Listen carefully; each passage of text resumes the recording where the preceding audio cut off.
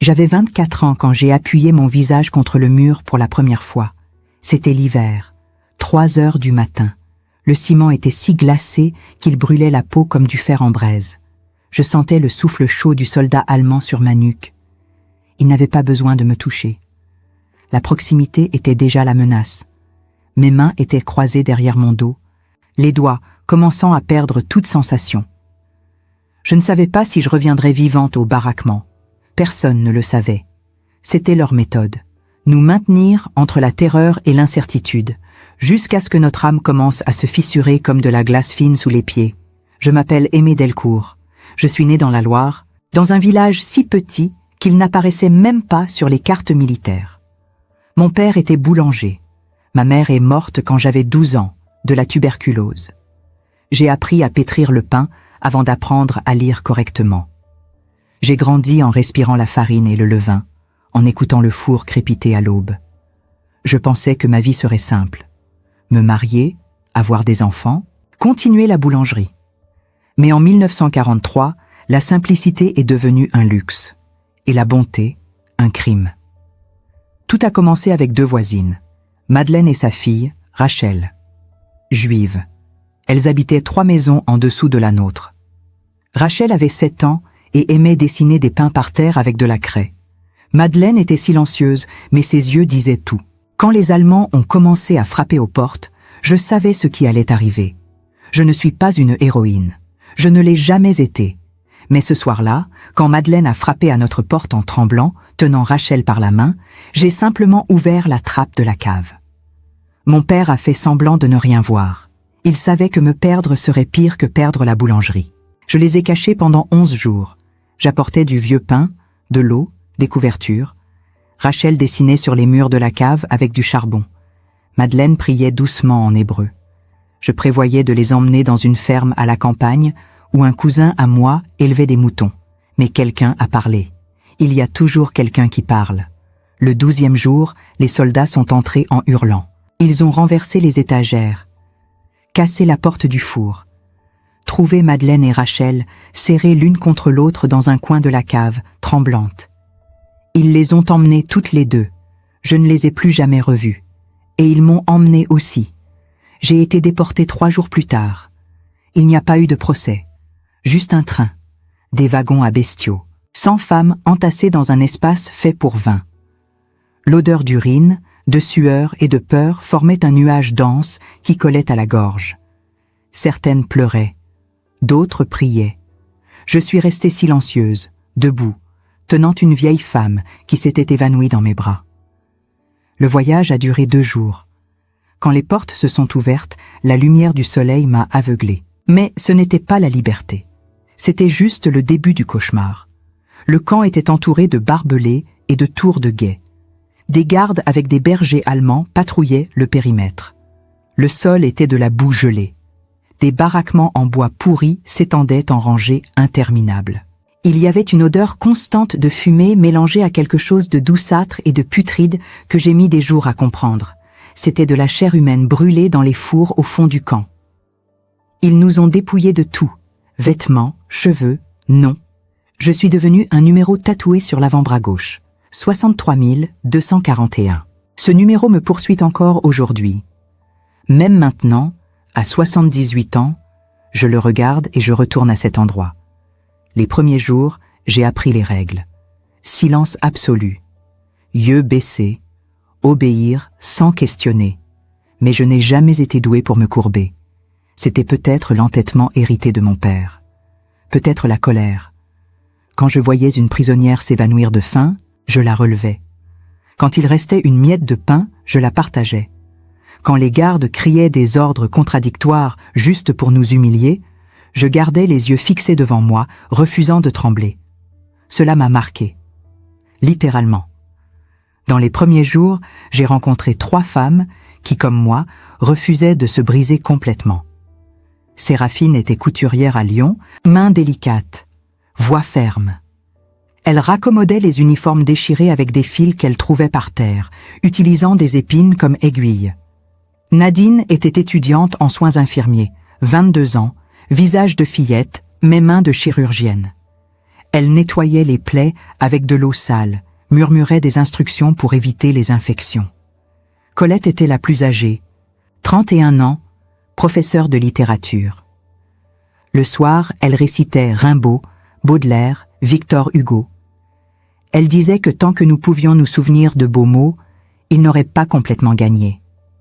Nous 4 sommes devenues sœurs, pas par choix, mais par nécessité. Nous partagions la ration. Nous nous couvrions les unes les autres quand l'une était trop faible pour rester debout à l'appel du matin. Nous murmurions des promesses absurdes, que nous survivrions, que nous rentrerions chez nous, que nous raconterions au monde. Mais au fond, nous savions toute la vérité. La plupart d'entre nous mourraient là. La question était simplement quand. Si vous n'avez pas encore mis un like à cette vidéo, faites-le maintenant. Ce n'est pas juste un clic. C'est un geste qui aide cette histoire à atteindre d'autres personnes qui ont besoin de l'entendre. Et dans les commentaires, dites-moi, d'où regardez-vous? Quel pays? Quelle ville? Savoir que vous êtes de l'autre côté, à écouter, me fait sentir que ces mots ne meurent pas dans le vide. Merci. Maintenant, continuez avec moi. Parce que ce qui vient ensuite est la partie qui a failli me détruire. C'était une aube de janvier 1944 que j'ai compris ce que signifiait être debout contre le mur. Je venais d'aider Nadine à cacher une jeune Polonaise qui avait une fièvre très élevée. Les gardes faisaient des sélections toutes les semaines. Malades, faibles, vieux, direction les chambres. Nous avons caché la jeune fille sous des couvertures sales, faisant semblant que c'était juste un tas de chiffons. Ça a marché. Mais quelqu'un nous a vus. Ou quelqu'un a dénoncé. Peu importe. Le résultat était le même. À 3 heures du matin, j'ai entendu les bottes, lourdes, rythmées. La porte du baraquement a été enfoncée. Des lanternes ont tranché l'obscurité. Raus, raus, des cris en allemand. Mon cœur s'est emballé. 5 d'entre nous ont été traînés dehors. Moi, Séraphine, Nadine, Colette et la jeune Polonaise. Ils nous ont mises en rang, dos au mur de ciment qui séparait notre baraquement de la cour centrale. Le froid tranchait comme des lames. Mon souffle sortait en nuages épais. Je tremblais, mais pas de froid. C'était de la peur pure. Le soldat qui commandait l'opération était jeune. Il ne devait pas avoir plus de 25 ans. Yeux clairs, visage anguleux, sans expression. Il a marché lentement devant nous, les bottes écrasant la neige sale. Il s'est arrêté devant moi. Il a dit quelque chose en allemand que je n'ai pas complètement compris, mais le ton était clair. Mépris. Puis il a poussé ma tête contre le mur. L'impact a été si fort que j'ai vu des étoiles. Hände hinter dem Rücken, main derrière le dos, j'ai obéi. J'ai senti le canon froid d'une arme toucher la base de mon crâne. Mon corps entier s'est figé. J'ai pensé, c'est maintenant. Je vais mourir ici, contre ce mur, sans que personne ne sache. Mais le coup de feu n'est pas venu. À la place, quelque chose de pire est arrivé. L'attente. Ils nous ont laissés là, debout, face au mur, pendant des heures. Je ne sais pas combien exactement. Le temps perdait tout sens quand chaque seconde était une torture. Mes bras commençaient à trembler. Mes jambes menacèrent de céder. Le froid mordait mes orteils à travers les chaussures trouées. Je sentais le souffle chaud d'un garde dans ma nuque. Puis il s'éloignait, puis revenait. C'était un jeu pour eux. Nous garder dans cet état de terreur suspendu, entre la vie et la mort, sans savoir laquelle viendrait en premier. À ma gauche, j'entendais Séraphine respirer difficilement. À ma droite, Nadine murmurait une prière en polonais. Colette, plus loin, ne disait rien. Mais je savais qu'elle était là. Je pouvais sentir sa présence, cette force silencieuse qu'elle portait en elle. La petite Polonaise pleurait doucement. Un garde lui donna un coup de crosse dans les côtes. Elle s'effondra. Ils la traînèrent ailleurs. Je ne l'ai jamais revue. Vers 5 heures du matin, le ciel commença à pâlir. Une lumière grise et sale filtrait à travers les nuages. C'est à ce moment-là que j'ai compris quelque chose de terrible. L'aube pouvait être cruelle. Pendant toute ma vie, j'avais aimé les levées de soleil. Mon père ouvrait la boulangerie avant l'aube et je regardais le ciel rose se déployer au-dessus du village. C'était un moment de paix, de promesse. Mais ici, l'aube était une trahison. Elle signifiait que nous avions survécu une nuit de plus, mais aussi qu'une nouvelle journée de souffrance commençait. Le soleil se levait pour tout le monde, sauf pour nous. Les gardes nous ordonnèrent enfin de nous retourner. Mes jambes faillirent me lâcher. Séraphine tomba. Un garde la releva d'un coup de pied. Ils nous firent marcher en file, pieds nus dans la neige, jusqu'à un autre bâtiment. C'était une baraque médicale. Mais il n'y avait rien de médical là-dedans. C'était un lieu d'expérimentation, de torture déguisée en science. On nous fit entrer dans une pièce froide, carrelée de blanc. L'odeur de désinfectant brûlait les narines. Il y avait des tables en métal, des instruments chirurgicaux alignés, des seringues. Un médecin SS en blouse blanche nous examina comme du bétail. Il prit des notes sur un carnet. Puis il pointa Nadine et moi. Les autres furent renvoyés au baraquement. Nadine me lança un regard désespéré. Je ne pouvais rien faire, rien dire. Ils nous attachèrent sur des tables, sangles en cuir autour des poignets, des chevilles, du torse. Je ne pouvais plus bouger. Le médecin s'approcha de moi avec une seringue remplie d'un liquide jaunâtre. Il parla en allemand à un assistant, puis il m'injecta le produit dans le bras. Une douleur fulgurante remonta jusqu'à mon épaule. Je criais. Il sourit. C'était la première fois que je voyais un sourire dans ce camp. Et c'était le sourire le plus terrifiant que j'ai jamais vu. Je ne sais pas ce qu'ils m'ont injecté. Pendant des jours, j'ai eu des fièvres hallucinantes. Mon corps se tordait de douleur. Je vomissais du sang. Nadine, dans le lit voisin, était dans le même état. Séraphine et Colette venaient nous voir en cachette, apportant de l'eau volée, des chiffons humides pour nos fronts brûlants. Elles risquaient leur vie pour ça. Mais elles l'ont fait quand même. 3 semaines plus tard, je pouvais enfin me lever. Mais quelque chose en moi avait changé. Mon corps ne m'appartenait plus. Mes mains tremblaient sans raison.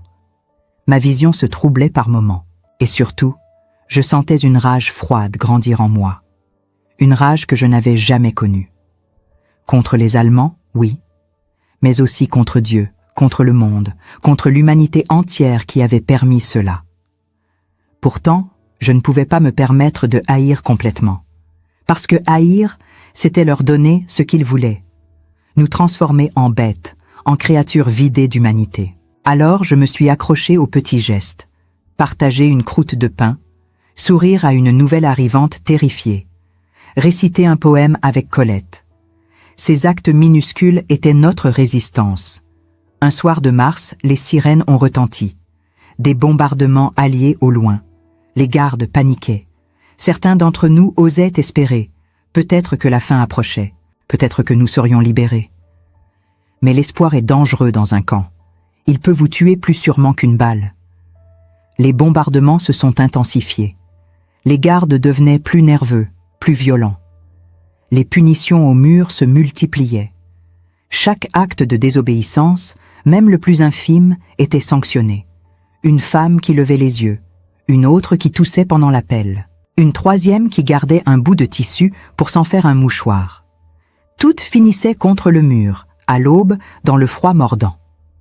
Séraphine fut prise une nuit parce qu'elle avait caché une aiguille. Une simple aiguille qu'elle utilisait pour recoudre les vêtements déchirés. Ils l'ont mise contre le mur pendant 6 heures. Quand elle est revenue, elle ne pouvait plus bouger le cou. Quelque chose s'était brisé dans sa colonne vertébrale. Elle souffrait atrocement, mais ne se plaignait jamais. Elle continuait à coudre, même avec des mains tremblantes, même avec des larmes silencieuses qui coulaient sur ses joues. Avril arriva. Les nouvelles circulaient en secret. Les Alliés avançaient, l'Allemagne reculait. Mais pour nous, prisonnières, cela signifiait aussi quelque chose de terrifiant. Les nazis commençaient à effacer les preuves. Les fours tournaient jour et nuit. Les sélections devenaient quotidiennes. On brûlait les archives. On déplaçait les prisonniers vers d'autres camps, plus isolés, où ils pourraient être exécutés sans témoin.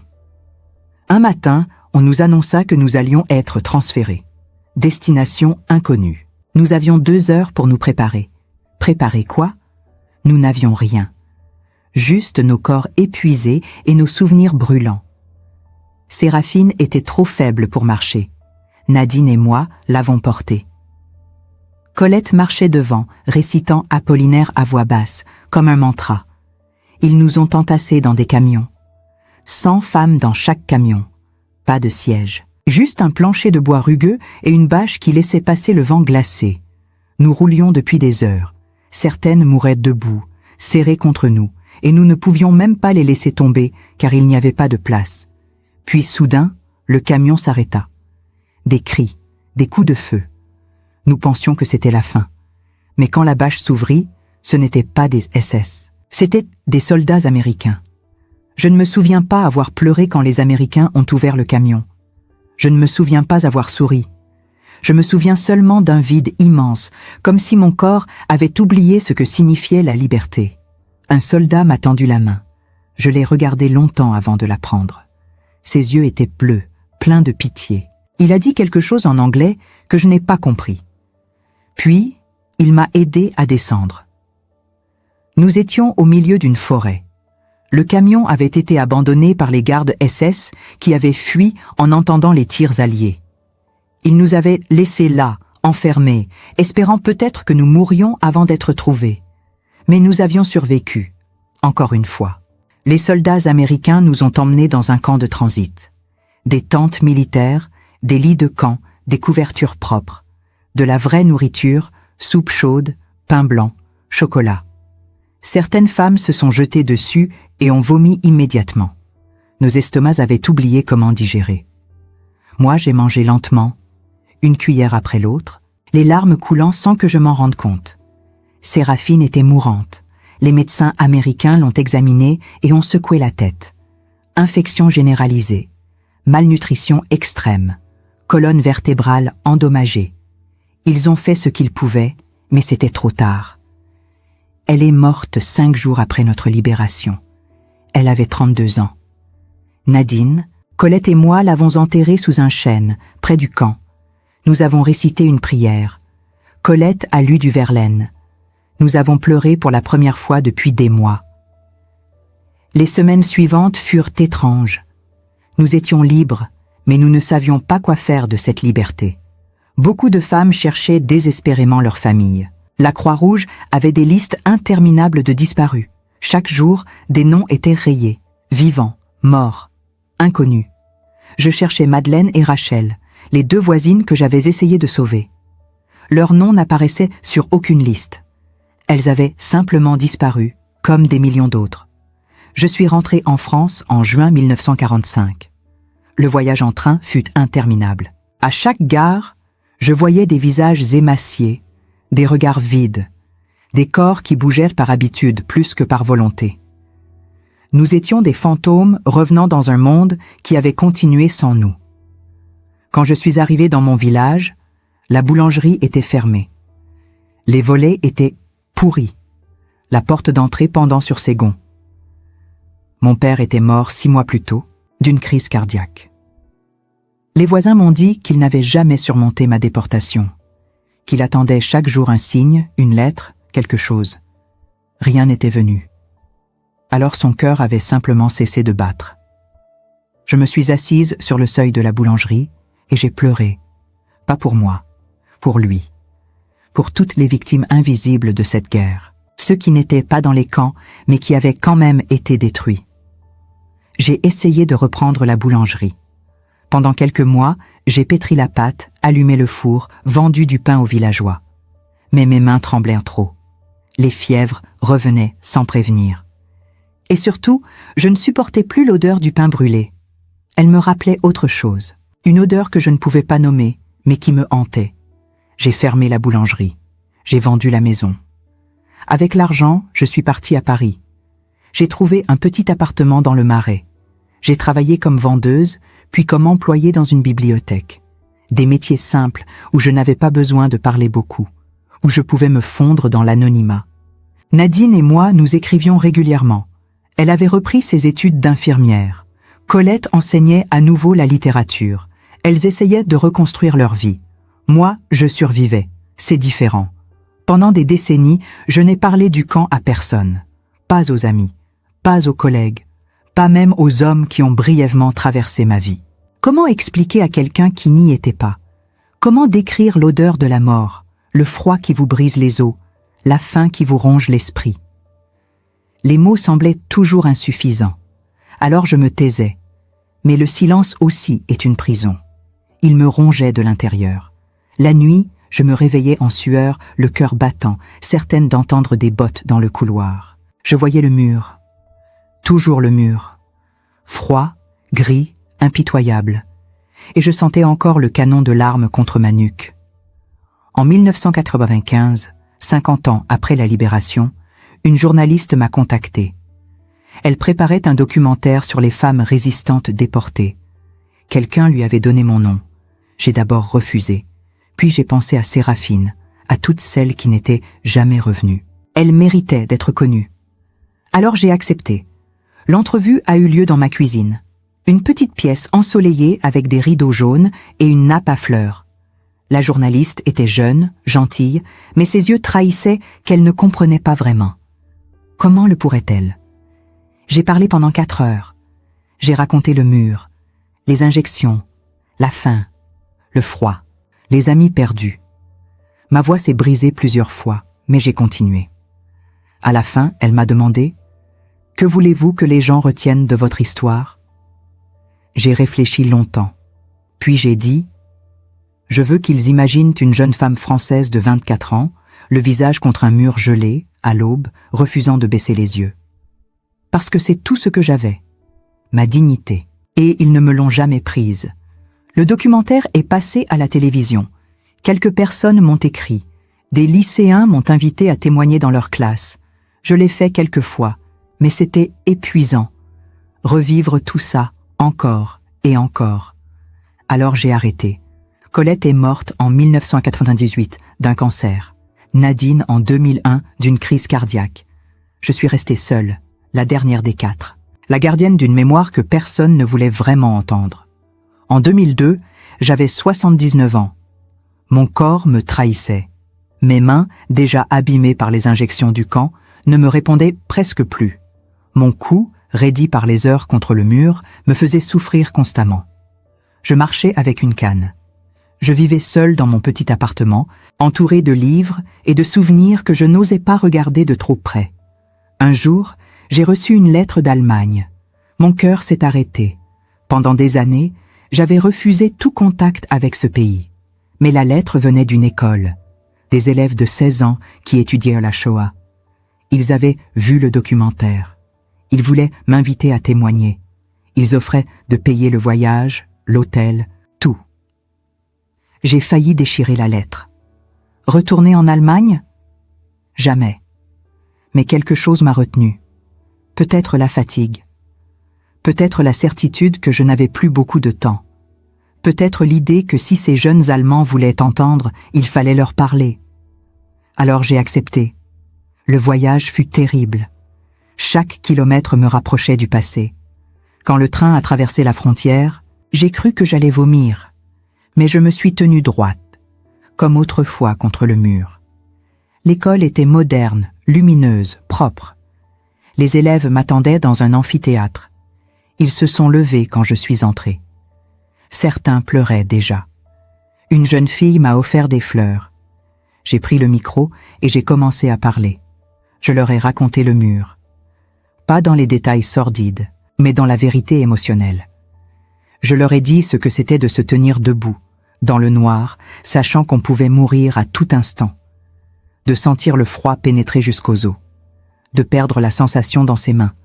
De voir l'aube arriver et se demander si c'était une bénédiction ou une malédiction. Un garçon m'a demandé « Comment avez-vous survécu ?» J'ai souri tristement. Je ne sais pas par courage, pas par force, peut-être par hasard. Ou peut-être parce que j'avais 3 amis qui refusèrent de me laisser tomber, et que je refusais de les laisser tomber. Une fille a levé la main. « Vous nous en voulez?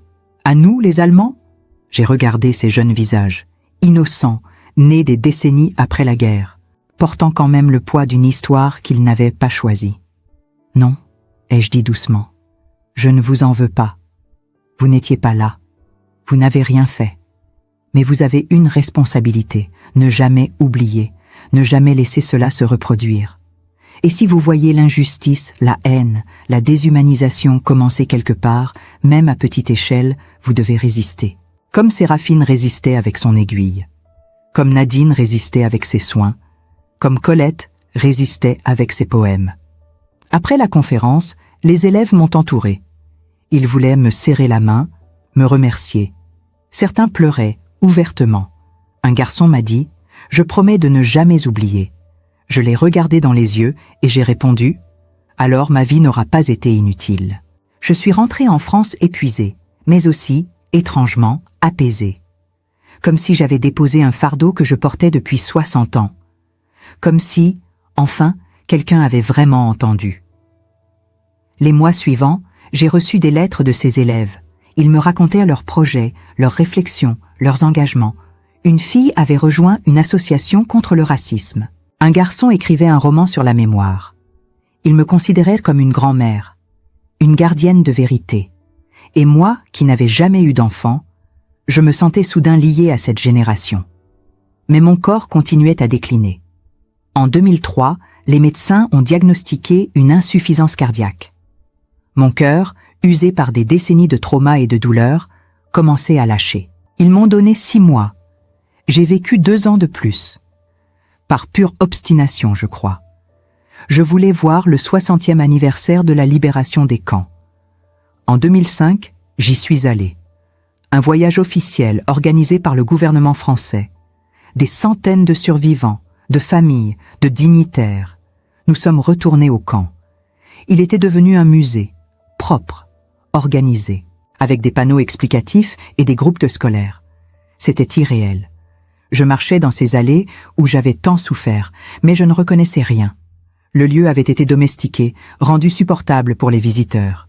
La vraie horreur avait été effacée, sauf le mur. Le mur était encore là, gris, froid, implacable. Je me suis approchée. J'ai posé ma main dessus. Et soudain, j'avais à nouveau 24 ans. Je sentais le canon contre ma nuque. J'entendais les bottes. Je voyais l'aube cruelle se lever.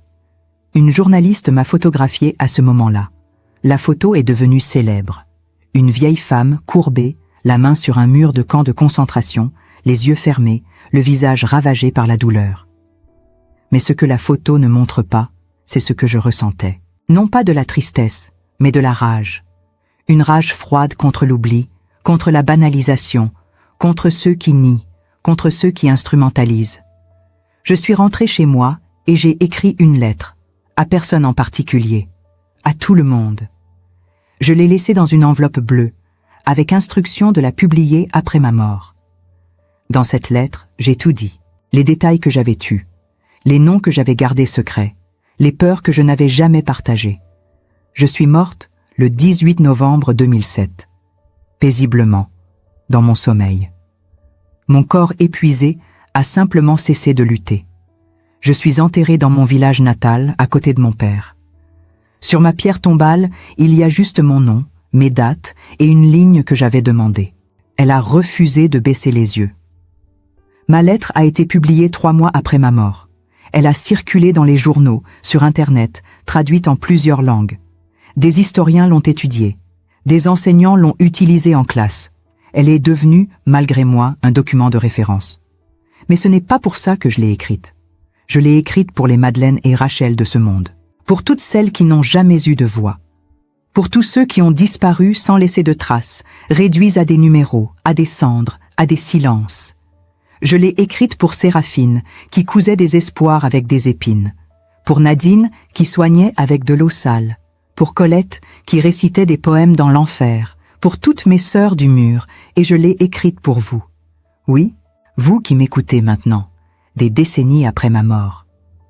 Vous qui vivez dans un monde que je ne peux qu'imaginer. Vous qui avez peut-être oublié ou qui n'avez jamais su. Je ne vous demande pas de pleurer. Je ne vous demande pas de vous sentir coupable. Je vous demande seulement une chose, d'imaginer. Imaginez une jeune femme de 24 ans, fille de boulanger, qui aimait l'odeur du pain chaud et les aubes roses sur la Loire, qui a voulu sauver 2 voisines juives parce que c'était la bonne chose à faire, qui a été déportée pour ce geste. Imaginez-la, debout contre un mur, à 3 heures du matin, dans le froid mordant de l'hiver, ses mains attachées derrière le dos, un canon d'armes contre sa nuque, ne sachant pas si elle vivra encore 1 heure, mais refusant, malgré tout, de courber la tête. Imaginez ses amis, Séraphine, Nadine, Colette, 3 femmes ordinaires devenues extraordinaires par nécessité, qui partageaient leurs miettes, qui se tenaient debout ensemble, qui refusaient de perdre leur humanité, même quand tout leur était arraché. Imaginez l'aube se levant, cette lumière grise et cruelle qui signifie à la fois survie et continuation de la souffrance. Imaginez le soleil qui se lève pour tout le monde, sauf pour elle. Et maintenant, posez-vous cette question. Que feriez-vous? Si vous voyiez votre voisin persécuté, que feriez-vous? Si vous assistiez à une injustice, même petite, même banale, que feriez-vous? Si on vous demandait de choisir entre votre sécurité et votre conscience, que choisiriez-vous? Je ne prétends pas avoir été une héroïne. J'ai eu peur. J'ai failli. J'ai survécu en partie par chance. Mais j'ai fait un choix, un seul, celui de ne pas détourner les yeux. Et ce choix a défini toute ma vie. Il m'a coûté ma liberté, ma santé, ma famille, ma jeunesse. Mais il m'a aussi donné quelque chose que personne ne pouvait me prendre. Ma dignité. Aujourd'hui, le monde a changé. Les camps sont fermés. Les nazis sont morts ou jugés. Mais la haine n'a pas disparu. Elle se cache, se transforme, renaît sous de nouvelles formes. Et chaque fois qu'elle apparaît, chaque fois que quelqu'un déshumanise un autre être humain, c'est le mur qui se reconstruit. Alors je vous le demande. Quand vous verrez ce mur se dresser, que ferez-vous? Regarderez-vous ailleurs? Ou vous tiendrez-vous debout? Ma vie est terminée, mais mon histoire continue à travers vous. Si vous vous souvenez de moi, de Séraphine, de Nadine, de Colette, alors nous ne sommes pas mortes pour rien. Si vous refusez l'indifférence, si vous choisissez la dignité, si vous tendez la main à ceux qui souffrent, alors notre combat continue. Je n'ai jamais revu Madeleine ni Rachel. Je ne sais pas ce qui leur est arrivé. Peut-être sont-elles mortes dans les chambres à gaz. Peut-être ont-elles survécu quelque part, sous un autre nom. Je ne le saurai jamais. Mais je sais une chose, j'ai essayé. Et cet essai, aussi petit soit-il, comptait. Parce que dans les moments les plus sombres de l'histoire, ce sont les petits gestes qui sauvent l'humanité. Une croûte de pain partagée, une main tendue, un poème murmuré, une porte ouverte au milieu de la nuit. Ces gestes ne changent peut-être pas le monde, mais ils changent un monde, le monde d'une personne. Et parfois, c'est suffisant. Alors voilà, c'est mon histoire. L'histoire d'une femme ordinaire qui a refusé de se taire, qui a survécu au mur, qui a porté la mémoire de ses sœurs perdues, et qui, maintenant, vous la transmet. Ne l'oubliez pas, ne nous oubliez pas. Et surtout, ne laissez jamais personne vous forcer à baisser les yeux. Parce que le jour où nous baissons tous les yeux, c'est le jour où le mur gagne. La voix d'Aimée s'est tue, mais son histoire ne peut pas mourir dans le silence. Elle a parlé pour que vous, de l'autre côté de l'écran, puissiez témoigner de ce qui s'est passé pendant ces aubes glacées de 1944. Pour que vous puissiez ressentir le mur froid contre le visage d'une jeune femme de 24 ans qui a refusé de baisser les yeux. Pour que Séraphine, Nadine, Colette et tant d'autres ne deviennent pas simplement des numéros oubliés dans des archives poussiéreuses. Aimée a survécu pour raconter. Maintenant, c'est à vous de porter cette mémoire. Si cette histoire vous a touché, si elle a réveillé quelque chose en vous, ne la laissez pas s'arrêter ici. Appuyez sur le bouton « J'aime » pour que d'autres puissent la découvrir. Abonnez-vous à cette chaîne pour honorer toutes les voix qui ont été réduites au silence. Partagez cette vidéo avec quelqu'un qui a besoin de comprendre ce que signifie vraiment la dignité humaine face à la barbarie. Chaque geste compte. Chaque partage est un acte de résistance contre l'oubli. Dans les commentaires, dites-nous d'où vous regardez cette histoire. Quel pays? Quelle ville? Mais surtout, dites-nous ce que vous ressentez. Qu'avez-vous appris d'Aimée? Qu'allez-vous faire différemment maintenant que vous connaissez son histoire? Vos mots créent une communauté de mémoire. Ils prouvent qu'Aimée, Séraphine, Nadine et Colette n'ont pas souffert en vain. Écrivez. Réfléchissez. Témoignez. Aimée a dit qu'elle voulait qu'on imagine une jeune femme française, le visage contre un mur gelé à l'aube, refusant de courber la tête. Maintenant, imaginez votre propre vie. Quand avez-vous détourné le regard face à l'injustice? Quand pourriez-vous choisir la dignité plutôt que le confort? Cette histoire n'est pas seulement un document historique, c'est un miroir, et ce qu'il reflète dépend de vous. Le mur existe toujours, pas en ciment, mais dans chaque acte de déshumanisation, dans chaque silence complice, dans chaque fois que nous choisissons l'indifférence. Aimez s'est tenu debout contre ce mur. Et vous? Abonnez-vous, partagez, commentez. Mais surtout, souvenez-vous, parce que le jour où nous oublions tous, c'est le jour où le mur gagne. Ne les laissez pas gagner.